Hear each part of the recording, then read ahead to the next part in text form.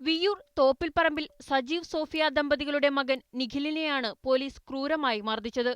ബുധനാഴ്ച വൈകിട്ട് പുസ്തകങ്ങൾ പൂജയ്ക്ക് വയ്ക്കാൻ ക്ഷേത്രത്തിലെത്തിയപ്പോഴായിരുന്നു സംഭവം.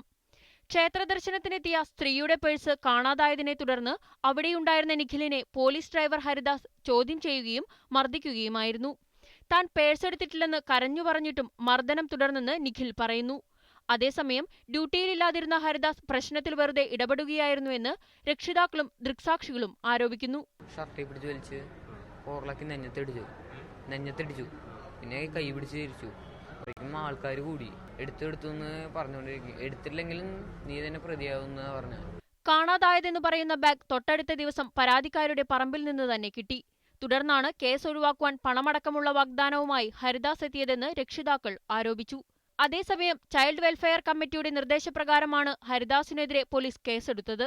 മീഡിയ 1 തൃശൂർ.